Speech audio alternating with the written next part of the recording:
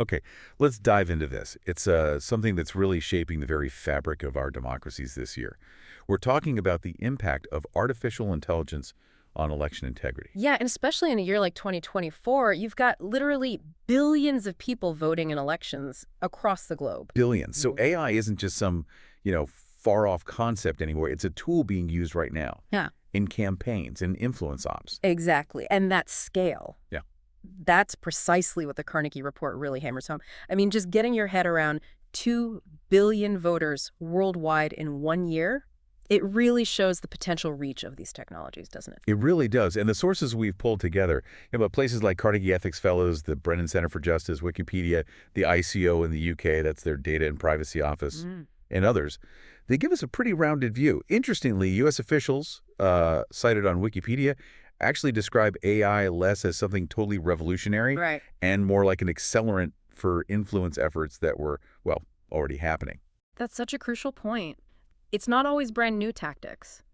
But AI just massively ramps up the speed and, frankly, the ease of deploying them. Yeah, ease is a big part of The it. techniques, well, they need surprisingly little technical skill now to create some pretty sophisticated stuff. And it can spread, incredibly fast online. So our mission here really is to give you a kind of shortcut to understanding this whole landscape. It's complex. Definitely. We'll look at exactly how AI is being used, Yeah. the strategic ways campaigns are using it, sometimes quite cleverly, but also the serious risks, Yeah. risks to trust, to the democratic process What itself. people are trying to do about it. Exactly, and what folks are doing to counter it. Think of this as your guide, helping you spot the important bits and grasp the nuances. Absolutely. And picking up on that idea, AI as an accelerant, let's talk tactics.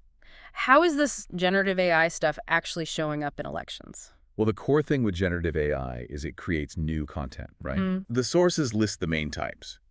You've got deepfake videos, AI-altered images, text-to-speech, voice cloning, text-to-text. Those are the building blocks. And in practice, that translates into things like, well, deepfakes spreading false information about candidates, making it look like they said or did something they absolutely didn't. Or using AI chatbots to mess with election logistics, giving people the wrong polling place, maybe the wrong voting times, incorrect info about how to vote. Yeah, the kind of stuff that can really suppress turnout or cause chaos. And the key difference AI brings is just the ease. Creating convincing fakes or automated disinformation. That used to be hard. Now, sometimes it's just a few clicks. And we're not just talking hypothetically, we're seeing real examples from the 2024 elections already. If we look at what the sources say, just reporting impartially. Yeah. Deepfakes targeted candidates Claudia Sheinbaum and Xochitl Galvez down in the Mexican presidential election. And the Carnegie report mentioned another layer there, didn't it? The former president, Lopez Obrador, was apparently seen leveraging misinformation himself. Right, reportedly spreading falsehoods about Galvez using social media troll accounts. Which really highlights that point. Sometimes the biggest threats aren't anonymous hackers, but institutional actors, Yeah. people in positions of power. It's a tricky problem. Then, moving north to the U.S., the sources mentioned the Trump campaign using deepfake videos of opponents. Mm-hmm. And fake images, too, right? Yeah, Like those yeah. AI-generated pictures showing him with black supporters. Yeah. And on the other side, apparently a Democratic consultant admitted commissioning an AI robocall using a voice that sounded like Joe Biden's. And the reported aim was to discourage voters. That's what was reported, yeah. Discouraging people from voting in a primary. Wow. Okay, what about elsewhere? Well, India saw politicians using deepfakes of deceased political figures, like Mathuvel Karunanidhi and Jairam Jayalalitha. So digitally resurrecting them for campaign materials. Pretty much, yeah. It's quite a striking use case. Definitely. And in Ghana, there was this network of fake social media accounts, over 170 of them, spamming content that was described as highly likely generated by ChatGPT, promoting one party, attacking another. Just churning out content at scale. Exactly. And Ireland had a more visual, maybe slightly absurd example. A spoof election poster popped up in Dublin. Featuring. An AI-generated candidate, but with anatomical weirdness, like 3 arms, 6 fingers. Okay, so clearly satirical, but it shows how easily AI can make images that look believable at first glance, but are fundamentally wrong. Right. And maybe the most direct example of AI entering the political ring an entrepreneur in the UK. He actually put forward an AI avatar called AI Steve As the candidate. as the literal face of his campaign for Member of Parliament. The human candidate said he'd vote based on what the AI, informed by constituents, decided. That's something else. These examples really show AI isn't just hypothetical. It's woven into campaigning now. Totally, and not just for the misinformation side, but it's fundamentally changing campaign strategy. Right, and this is where it gets really fascinating, I think. Beyond just the fakes and misleading stuff. Exactly. Campaigns are using AI in some pretty sophisticated strategic ways. The Brennan Center piece talks about how AI helps with political advertising. Creating text, images, video, audio for ads, fundraising stuff, even writing emails. And doing it at scale. At massive scale. The advantages are huge, especially maybe for campaigns with fewer resources. Right, leveling the playing field a bit. Potentially. The software can be pretty inexpensive, doesn't need loads of training, and can just pump out seemingly endless content, which is key for personalized advertising. Personalization. Yeah. That leads us to micro-targeting, doesn't it? It does. And this is where AI really shines. The Brennan Center explains how AI can synthesize just vast amounts of information about voters and then generate tailored messages. Messages fine-tuned for specific interests, demographics, even psychological profiles or attitudes. And doing this constantly. Hundreds, maybe thousands of times a day. Tweaking messages for all these different subgroups. That level of targeting. Yeah. It depends on data, obviously. Lots of data. An unbelievable amount. The ICO report details this explosion of data, doesn't it? From sensors, IoT devices, location data, your browsing history, how you interact with apps. All these bits and pieces. Yeah. And the real power comes from connecting it all, analyzing data sets that used to be completely separate. So campaigns can slice and dice the electorate into ever smaller, more specific groups. Exactly. Tools like, Facebook's lookalike audiences or Google's customer match, they help campaigns find people who seem similar to their known supporters or target demographics. And they try to follow you around online too, right? Yeah, the ICO mentions cross-device targeting, trying to link your phone, your tablet, your smart TV, whatever. So they can hit you with messages consistently or maybe time them across devices. And then there's psychographics. This is diving even deeper. Psychology applied to demographics. Basically, yeah. AI analyzes your digital footprint, what you like, share, search for, maybe even data from wearables or health apps, to infer things about your personality, your attitudes, your interests. So the messages aren't just based on where you live, but potentially on who you are psychologically. And the ICO report says even seemingly anonymous data can be used to guess personal traits pretty accurately. Apparently so. It's kind of unnerving. Yeah. And then you combine that level of targeting with automated content generation. Exactly. Natural language generation. AI writing the emails, the texts, the ad copy automatically. So you link the psychographic targeting with the AI content writer. And you can potentially send out streams of unique, personalized messages to huge numbers of voters, constantly tweaking them based on feedback, like A/B testing on the fly. Wow. The ICO also mentioned AI chatbots helping voters, didn't they? Like answering questions or helping with registration. Yeah, like the Hello Vote example. So it's not all targeting for persuasion. Sometimes it's facilitating engagement, too. But the overall picture is, well, it's campaigning hyper-personalized down to tiny groups or individuals, tailored to their psychology. Delivered instantly, efficiently. It's a whole different level of sophistication. But that power, it clearly comes with huge risks, doesn't it, for the whole democratic process? Absolutely. The potential to mislead people, to amplify misinformation. It's a massive concern. Brennan Center highlights this. And the speed and scale just make it worse. And what I found really striking of the Carnegie report was this idea about institutional actors. Yeah, political leaders themselves. Exactly.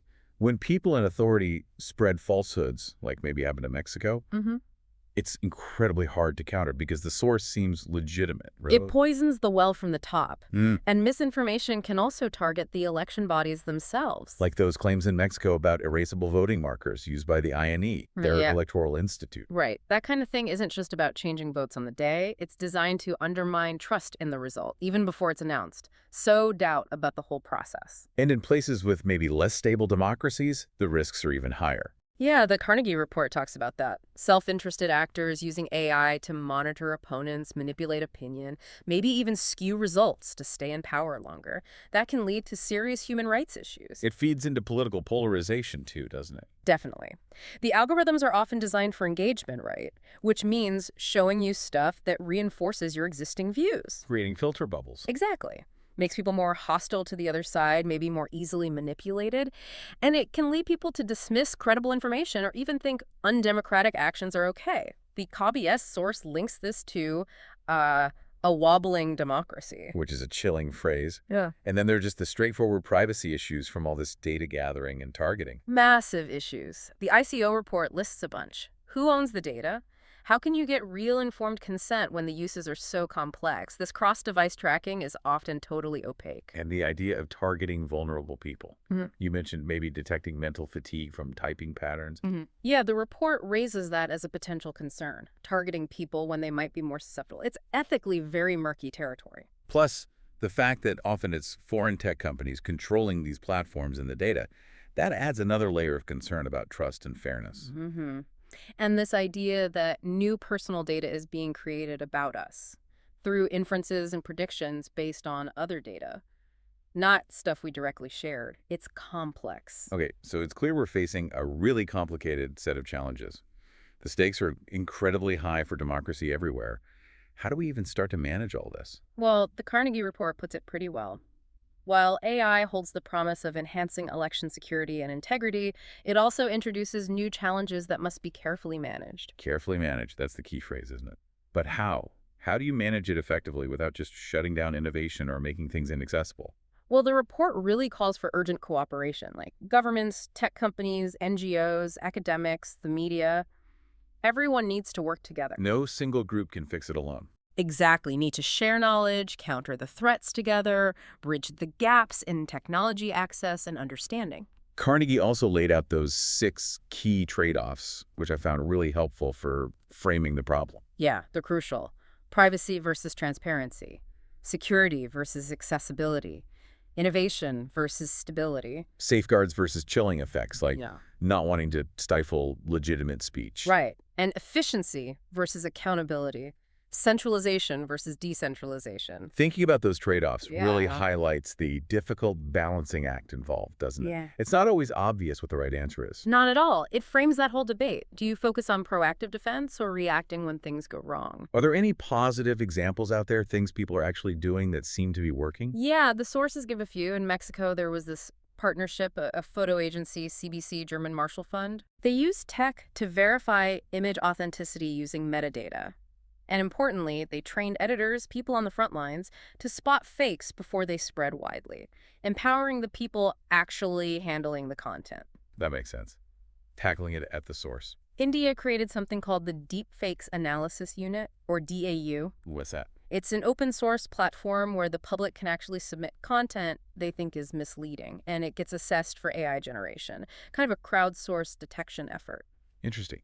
And we should remember, AI isn't only being used for bad stuff, right? Absolutely not. The Wikipedia source mentioned constructive uses too, like using real-time speech translation in India.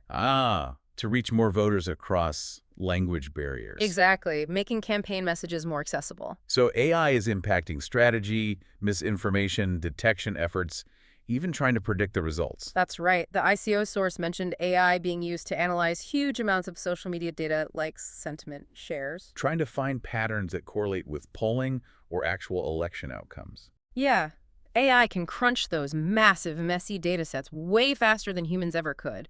See if there are predictive signals in there. Okay. And then finally, there's that really provocative idea. The futurism piece asks, could an AI ever be elected president? Yeah, that's definitely out there. The arguments for it are kind of intriguing, though. Like what? Potential for pure, level-headed decision-making. No human emotion, no prejudice, no ego getting in the way. Making choices based just on facts, not influenced by donors or lobbyists. That's the idea. Theoretically, the source notes that technologically we might get there. AI is advancing incredibly fast. But the biggest hurdle isn't the tech. Nope, it's us. Public acceptance. Getting people, especially in today's polarized world, to actually trust an algorithm with that level of leadership, that's a monumental social barrier. It's a fascinating thought experiment, though. Mhm. Really makes you question what leadership means. Definitely pushes us to think about the fundamentals of human leadership versus, well, something else. So wrapping this up, Yeah. what does all this mean for you listening to this?